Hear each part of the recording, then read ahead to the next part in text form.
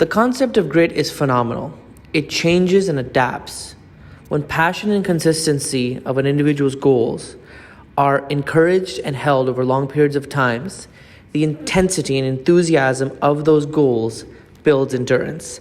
Thus, the passion, the intensity, the enthusiasm increases perseverance, the ability of anyone to overcome any setbacks and all the hard work they put in. Grit predicts success, even when controlling for talents such as IQ between anyone in society. Grit is the only predictor that controls. Angela Duckworth's phenomenal book entitled Grit explores that talent and IQ are important, but there's no correlation to success unless one factors in grit.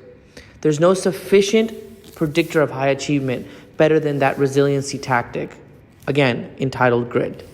If you're talented and most of your talent goes to work, you still will not achieve as much as an individual who comes from a background where they have a quote-unquote grittier personality. We tend to fantasize and protect our egos that individuals such as Albert Einstein, Michael Jordan, Beyonce are just talented. Well, they are talented in a fact, but they also have the effort, their effort to succeed. Angela Duckworth has an equation that is factored in. Effort counts twice as much as skills. It counts as much as talent and effort combined. When one takes someone's effort and achievement and combines it to the concept of grit, they will only be successful because grit is the catalyst. Grit is the changing factor that can help anyone become successful. Individuals in this book will notice that grit increases our interest when we enjoy what we're doing. We practice what we preach. It's the love, the passion for what we do.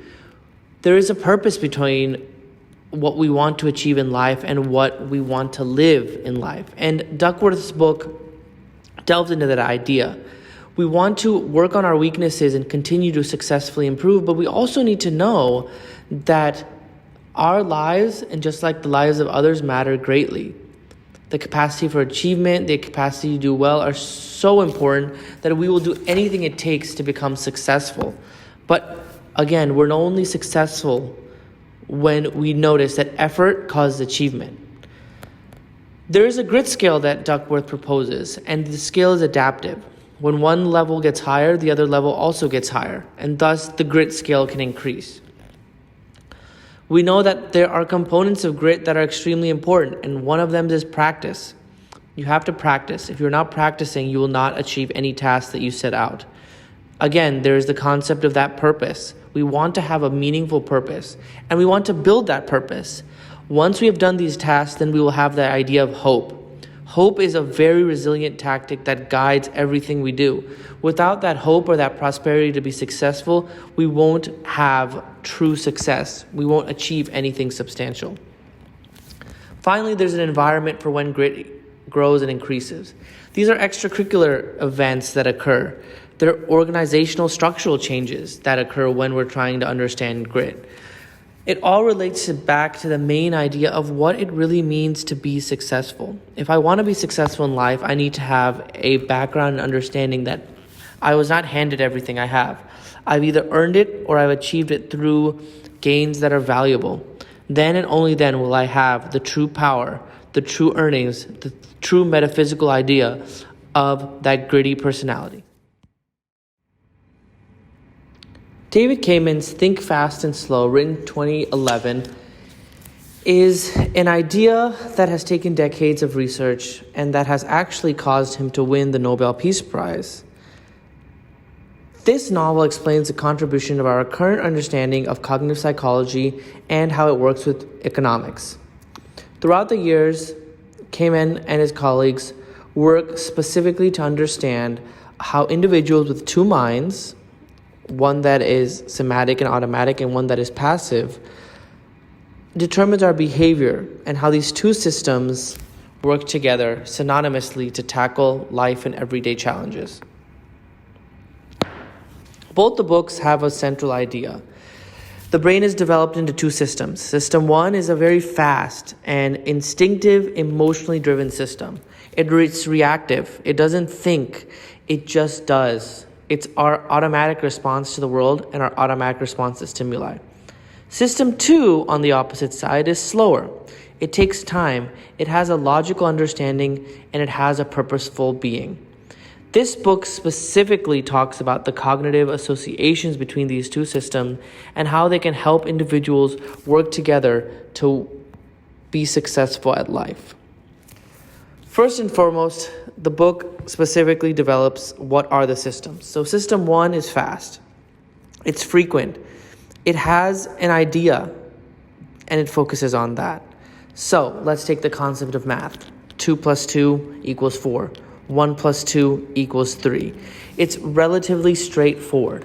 If you're reading a sign while you're driving down Dallas North Tollway, when you're contemplating what movie to see, it's a very small aspect that we think about, but it's a very important aspect of life.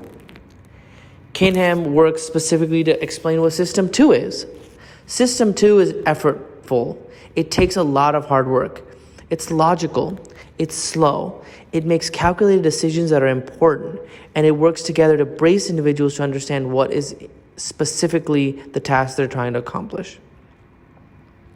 Let's take an example. If I'm trying to navigate and park my car, and the spaces might be too narrow, might be too big. If I'm trying to book a flight, if I'm trying to deal with a virus epidemic, what are tactical decisions I can make to get the specific amount of groceries I need? Kahneman covers all these different ideas and the biases that can work with it. Because human beings, we struggle. We struggle with so many different situations in our life where we fail to successfully perceive what is important and thus fail to be mindful of what's going on. He also talks about the idea of the anchoring effect, which is the tendency to be influenced by irrelevant things. Numbers come in, numbers go out, and we oftentimes get confused. Take in large point where we think about specific numbers that come in. The book talks about if my behavior is influenced more than I know, then the environment has a factor in it as well. Concepts such as availability, substitution, optimism, the loss of aversion are all importantly talked about, but specifically there's ideas of overconfidence and choices. The book talks about this idea of when individuals become overconfident, they're relatively more prone to mistakes. And then this idea of making choices, the choice that we make a reference or a point, which is called framing, has a disproportionate outcome is very valid. Kahneman also talks about the perspective theory, which is one of the bases for his Nobel Peace Prize. According to this theory, the logical assumptions of economic reality do not reflect people's actual choices, but they take into the active cognitive biases. So let's take an example. When we have people that have a chance of winning a basketball game, depending on their reference point and how it appears, we put greater value than them achieving than them actually not achieving. This occurs despite the fact that under traditional understanding, there is a loss of aversion. The order of the first and the last event are only important when they're done correctly and when they're done specifically for that concept of well-being. Finally, first and foremost, the idea of well-being is life satisfaction. Do what you do that is happy in your life and think about life's greater purpose to become successful.